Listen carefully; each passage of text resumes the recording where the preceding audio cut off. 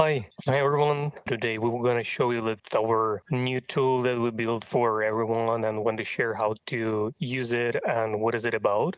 Because this tool is for prospecting for the insurance, and how we get there is basically one of our clients that is more close to a friend now showed us how he usually running the prospecting for potential clients, and that was really manual process for him that he really wanted to automate and be prepared for the meetings as fast as he can, because with the volume that he has is unrealistic to get ready like for everyone in really nice and efficient way. And this is where we get this idea and want to share it with all of you guys. So you can visit our website. It's getprudens.ai, and here in the section with the AI tools, there is other tools as well, but we focus today on the prospecting for the insurance for now. When you navigate here, just a simple UI, right? Maybe not the fanciest one, but let's get the job done. Here you can see the new report option where you can click and enter the client's website that you want to prospect. For example, this one, right? A Pride.com, the trucking company. Let's imagine this are the guys that you want to prospect. You enter their website and he generate report, then wait for a few moments, then it generated, and you will be able to see it here in this section. But Scott, I will give it to you at this stage to explain a little Okay, bit more about what we are covering here. sure. All right. So we can see here some things that we've done here. We've created this report.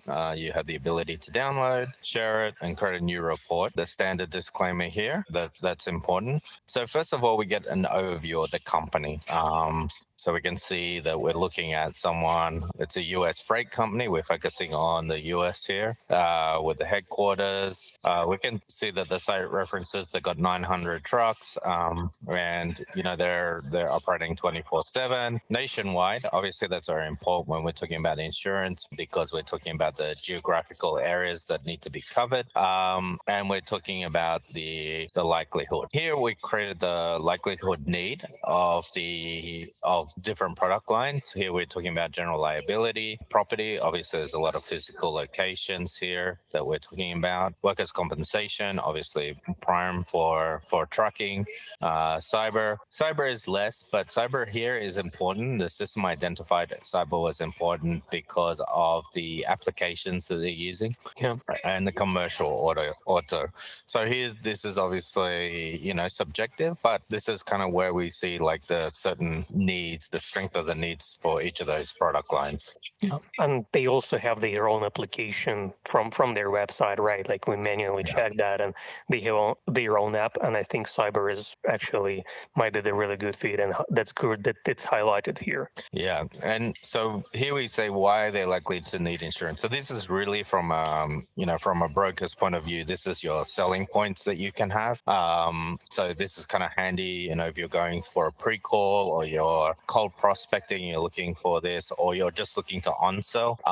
This is kind of giving you the high level. So operating a very large trucking fleet, 9,000 plus, creating significant auto liability, physical damage, and fleet exposure. Providing services, we're talking about the types of trucks here, so we're getting into more details. Temperature sensitivity, market itself as domestic freight and logistic provider. So this is kind of talking about the geographical. In the US, obviously, we're talking about insurance that's covering those kind of things. Using independent contractors, that obviously is the way that insurance is going to be applied on the workers' compensation, whether that's kind of lease purchase options. So this is getting into a lot of details of those kind of operational items that you're going to need as a salesperson, to show that know their business, know kind of what they're going to be looking for before you kind of start talking to them. Yeah. And I think there is also like the industry risk and ratings a little bit below here as well that are Right. important for the, like if you are just starting, let's say. Right, and I'll get to them in a sec. So here, our next stage is proposal requirements.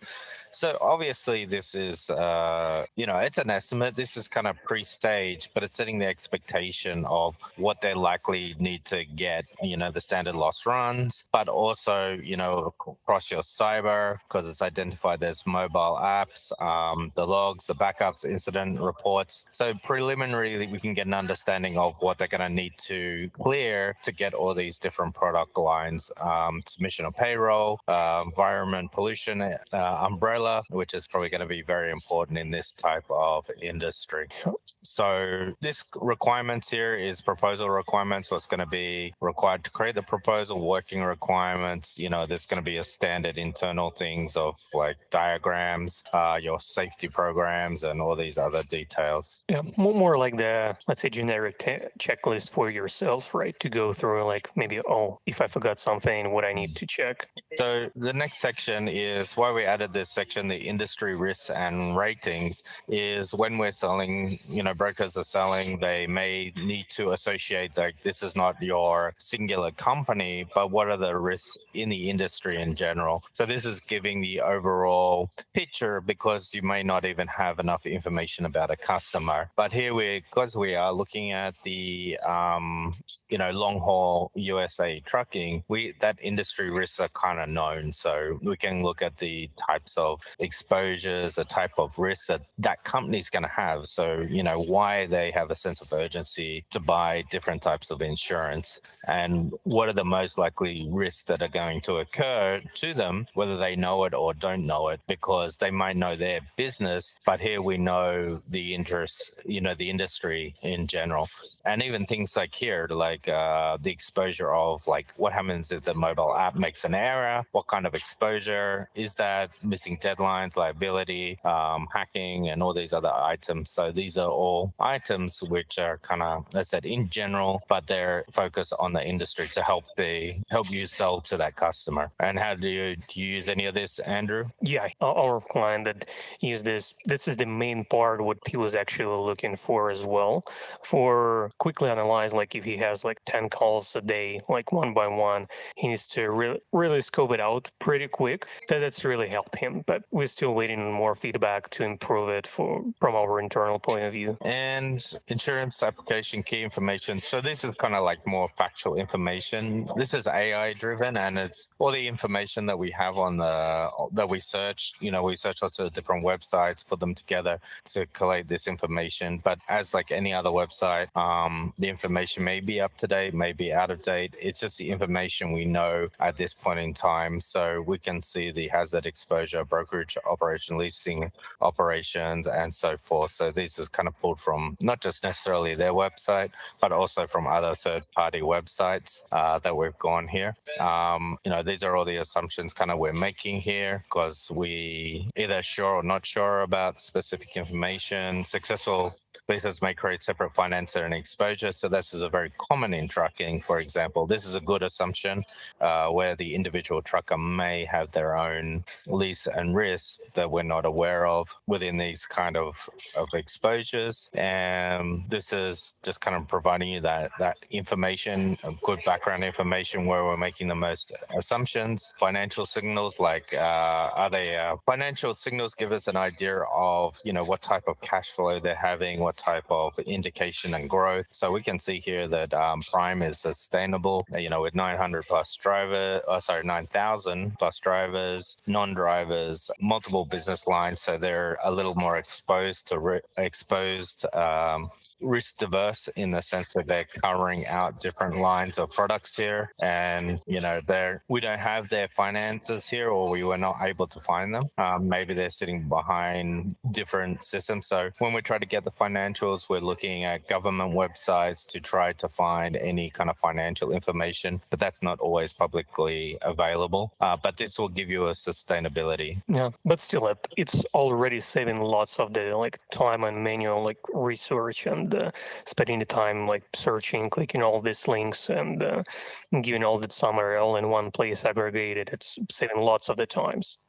Yeah, exactly. The UCC signals, this is just giving an indication of any financial distress they may be under, but some of this information is public, some is not. So here finding, does your company have financial distress because they have a UCC or liens? We'll just kind of give you an idea of the value of that customer. And once again, here we're looking at the different filings with Secure States annual reports, whether they're accessible or not.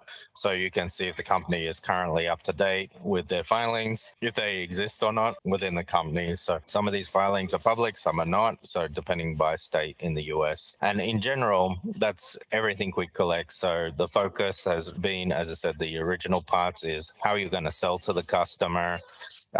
What is the additional items you can sell to the customer, knowing about the industry, core information that we do know about that's been public on their website, any core assumptions, and the financial buying means any subject to financial risk they may be exposed to in the current situation, which may or may not affect their ability to go with insurance, and ultimately the carrier selection, which may occur during the process of getting insurance. Yeah, Yeah. so this is designed to obviously assist a lot with the prospecting and getting ready for sales. Andrew, you got anything to add from a sales perspective? Yeah, from the sales perspective, the core thing that's I want to emphasize on time saving aspect here, right? Because if you're spending like on one of our client about like 30 minutes hour on preparation, or when you have a big load when you don't have the time to spend that much of time and you're just going on assumptions, here like with the 5 minutes you can get like all the data in front of you that can be just sitting on your next screen, right?